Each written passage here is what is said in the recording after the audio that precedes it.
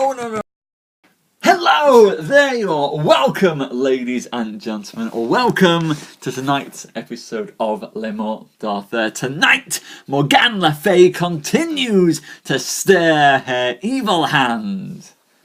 And that good old Knight Sir Lancelot. I know I'm late, Black Rabbit. I apologise. I've only gotten home 10 minutes ago. I've had a very, very long day. Long before the crack of dawn, actually. Up at 5:30 to start work, finishing off at 8 o'clock this evening. I'm a wee bit knackered, but I'm here. That's the important thing that's got me excited. Hello, Julia. Hello, Susan. Hello, everybody. Come in. Hello, Carolina. Hello, Danny. Welcome, guys. Hi, Roger. Come in. So I'm here now, and I'm in a much better mood now I'm here. Nice, I can relax, see you guys, smile, that's all the important stuff taken care of. I don't know Krampus Tales. What is Krampus? Hello, Mary. Come in, Mary. Come in. Take up a seat. I have been known to know. I don't usually know bad moods, Rabbit, but, you know, when you start at 5:30 in the morning and it's 8 when you finish, you might know a wee bit crabby moods, especially when stuff is busy. Yes, all that good stuff. But I'm here. That's the good thing. I'm here. I'm in a good mood now. I can't wait to catch up with you. Well, that's because, Black Rabbit, what happens is as soon as I hit that button and realise it's time for my show, I smile like a maniac. It's impossible to be grumpy when you're doing this. It actually is the greatest form of pick-me-up going. So who cares what's happening with central government at the moment, because we're here. And this is the fun stuff. So at this point in time, all the rest of my day gets put in a little box, and I'll open it up very early tomorrow morning as well, and close it very late tomorrow evening. But close it I will, and maybe on Thursday. Maybe Thursday will be when I'll get some time to relax and stick my feet up. Fingers crossed. Ladies and gents, so it's great to see you all this evening. Thank you, Carolina. I'm glad you like that. The healing properties of telling stories. And there's probably a blog post in that one as well. So welcome. We continue tonight, for those of you who don't know, with the tale of Sir Tristram. Sir Tristram, who has been exiled from the kingdom of Cornwall for having much rumpy-pumpy with Queen Isolde. Nakedness in private and in public, and most importantly, Black Rabbit, nakedness in the bed of the Queen. King Mark, when he discovered that Sir Tristram was within his country, demanded that his barons should sentence Tristram to death. Hello, Ollie. Hello, Carol. Come in. But Tristram still has friends among the barons of King Mark, and so the barons agreed that Tristram should be sent into exile instead of being outright killed. And in so doing, Tristram declared to all the barons of Cornwall that for having rescued Cornwall from servitude to Ireland, that having brought Queen Isolde over from Ireland to Cornwall to marry King Mark, that having saved Sir Sigrid's wife and having defended the honour of Cornwall time and time again, that he would have his reward in due course, and so he left, accompanied by the somewhat cowardly Knight of the Round Table, Sir Dinadan. Together, Tristram and Sir Dinadan have been travelling across England, and there they have come to find out that plots are afoot. Ladies and gentlemen, Richard and Queen, welcome to both of you. Come in. We have heard tales for these past few months of that evil witch, that wench, Morgane Le Fay. Half sister to King Arthur, mother of his bastard child, Mordred. Not so long ago, Morgane Le Fay became fixated upon the idea of having Sir Lancelot, the greatest knight in all the realm, as her lover. And when Sir Lancelot escaped from her, casting her aside and swearing that he would only love his true love, Queen Guinevere of Britain, then it seems that Morgane Le Fay's feelings toward Lancelot have turned, for no one shuns the witch. She sent 30 men to hide, waiting within the forest for Sir Lancelot to come by, to jump upon Lancelot and cut his throat. However, news of this reached Sir Tristram and Sir Dinadan's ears, as a woman within the court of Morgane Le Fay, feeling sorry for Sir Lancelot, brought this news to those two noble knights, and even though Sir Dinadan did not want to fight off against them, Tristram forced him to stand up and fight against those 13 knights. 10 of them lie dead, 20 of them have fled. And now we join those two knights once again as they head off through the lands of England, seeking to save poor Sir Lancelot, whose life is in such dangerous peril. Ladies and gentlemen, we've got a great show for you tonight. We've got a great show for you tomorrow night as well. Morgane Le Fay's evil hand stirs. She plans to bring about death and destruction to Sir Lancelot, and possibly the only thing standing in her way is the sword of the second greatest knight in all the land, my personal favourite, Sir Tristram. Ladies and gentlemen, let's begin with tonight's show.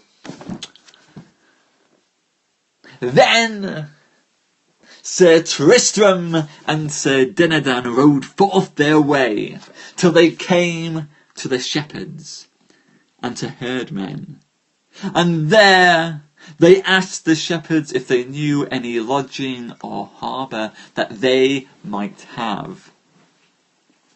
For bloody hell, Susan, hello Janie. And Susan must have cursed all the plumbing surrounding her, it seems. This is not a good plumbing week for your family, Susan. Forsooth, sirs, said the herdmen when the knights approached, hereby is good lodging in a castle, and there is such a custom that there shall no knight be harboured, unless he agrees first to joust against 2 knights, and if he be but 1 knight, he must joust against the 2. And as you are therein, soon shall you be matched. There is shrewd harbour here, said Dinadan. Lodge where you will, for I will not lodge there, he said. Oh, for shame, you coward, said Sir Tristram. Are you not a knight of the Table Round? Wherefore you may not with your worship refuse such lodging. Not so, said the herdman, for if you are beaten, you have the worst, you shall not be lodged there, and if you beat them, you shall be well harboured. Oh, said Sir Dinadan, they are 2 sure knights, no doubt.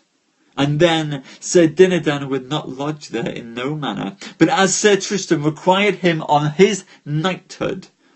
And so they rode together. And to make short tale of all of this, Sir Tristram and Sir Dinadan smote them down both, and so entered the castle, and had good cheer as they could think or devise. And when they were unarmed, and thought to be merry and in good rest, there in at the gates came Sir Palomides and Sir Gaheris, who both required to have the custom of the castle. "What's all this?" said Sir Dinadan. "I would have my rest. Leave them." "That may not be," said Sir Tristram. "Now we must defend the custom of this castle, insomuch as we have the better of the lords of this castle. Therefore," said Sir Tristram, "needs must that you make yourself ready," said Dinadan, "to fight against these men." "In the devil's name," said Sir Tristram, "did I ever come into your company?" And so they made themselves ready, and Sir Gaheris encountered against Sir Tristram, and Sir Gaheris had such a fall to the earth. And Sir Palomides, he encountered against Sir Dinadan in the joust, and Sir Dinadan was made to fall down to the earth. So it was a fall for a fall. And then the knights, by their custom, must fight on foot. That would not do for Sir Dinadan, for he was so sorely bruised of the fall that Sir Palomides had given him. And then Sir Tristram unlaced Sir Dinadan's helm, and prayed for the man to stand and help him. "I will not," said Sir Dinadan, "for I am sore wounded of the 30 knights that we fought against not so long ago in saving Sir Lancelot." "But you fare," said Sir Dinadan unto Sir Tristram, "as a madman, and as a man that is out of his mind, and would cast himself away. And I may curse the time for ever I saw you, for in all the world are not 2 such knights that be so wood as is Sir Lancelot and you, Sir Tristram. For once I fell in the fellowship of Sir Lancelot, as I have done with you now, and he set me a work that a quarter of a year I was forced to stay in my bed for the injuries that were caused. Jesus defend me," said Sir Dinadan, "from those 2 such knights, and especially from your fellowship." "Then," said Sir Tristram, "I will fight with them both." And then Sir Tristram bade them to come forward. "For I will fight against you," he said. And then Sir Palomides and Sir Gaheris dressed themselves, and he smote at them both. And then did Sir Dinadan rise and smite at Sir Gaheris a stroke or 2, and turned away from him. "No," said Sir Palomides, "it is too much shame for us 2 knights to fight with one." And then did Palomides make Sir Gaheris stand aside with a knight that had no list to fight. And then did Palomides and Tristram ride together, and they fought long and hard. At the last Sir Tristram doubled his strokes, and drove Sir Palomides aback more than 3 strides. And then, by one assent, Sir Gaheris and Sir Dinadan went between them, and departed from them in sunder. Then, by assent of Sir Tristram, they would have lodged together, but Sir Dinadan would not lodge in that castle. And then he cursed the time that ever he came in their fellowship. And so he took his horse and his harness, and he departed. Then Sir Tristram prayed the lords of that castle to lend him a man to bring to a lodging, and so they did, and overtook Sir Dinadan, and rode to their lodging 2 miles thence, with a good man in a priory, and there they were well at ease. And that same night Sir Bors and Sir Blobris and Sir Ector and Sir Driant abode in the same place, thereas Sir Tristram fought with those 30 knights. And there they met with Sir Lancelot the same night, and made promise to lodge with Sir Colgrevance that same day. there we go, ladies and gents, Sir Dinadan, halfway through tonight's tale, and Sir Dinadan, that cowardly knight of the Round Table, has finally left Sir Tristram, being unwilling to face off against just about any knight going, and having already suffered injuries when campaigning with Sir Lancelot himself, leaving Sir Tristram to fight off against all the forces of the world by himself, and Sir Tristram doing so very aptly, if I may say so myself. But Sir Tristram, a man never to turn down a good fight, now he's in a forest, and thereby is Sir Blobris, Sir Bors, Sir Ector, Sir Driant, and Sir Lancelot, all great knights of the Round Table. And let's see just what happens to Sir Tristram amongst such good company. And anon, as the noble knight Sir Lancelot heard of the shield of Cornwall, then he knew well that it had been Sir Tristram who fought with his enemies. And then Sir Lancelot praised Sir Tristram and called him the man of most worship in the world. So there was a knight in that priory that was called Pellinore, and he desired to know the name of Sir Tristram, but in no way he could not. And so Sir Tristram departed and left Sir Dinadan in the priory, for he was so weary and so sorely bruised that he might not ride. Then this knight Sir Pellinore said to Sir Dinadan, "Since then you will not tell me that knight's name, I will ride after him and make him tell me his name, or else he shall die in keeping it." "Beware, Sir Knight," said Sir Dinadan, "for if you follow him you shall regret it." So the knight Sir Pellinore rode after Sir Tristram, and demanded that he joust against him. Then Sir Tristram smote him down quickly, and wounded him through the right shoulder, and again passed on his way.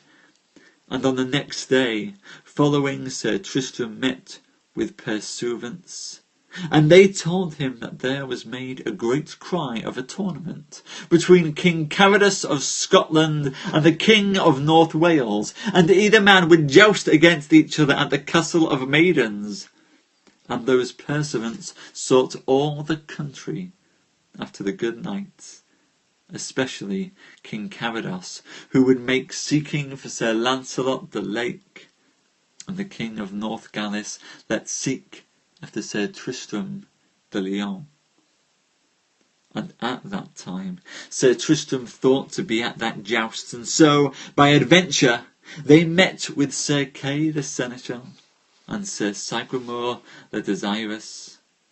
And Sir Kay required Sir Tristram to joust against him, and Sir Tristram in a manner refused him, by cause that he would not be hurt or bruised against the great jousts that should be before the Castle of Maidens, and therefore he thought to repose himself and to rest.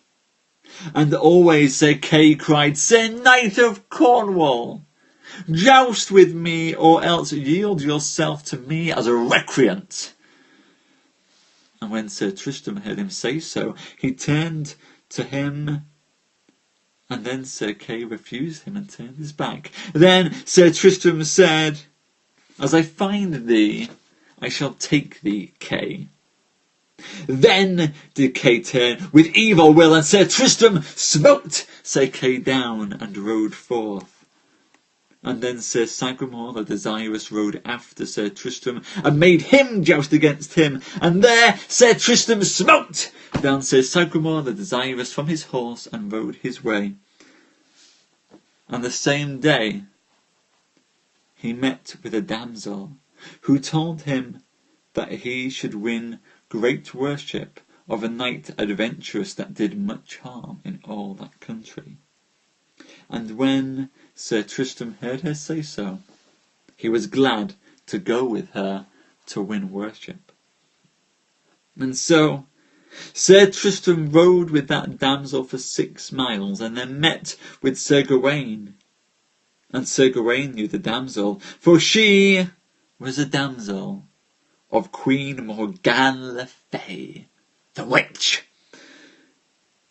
Then Sir Gawaine understood that she led that knight to some mischief.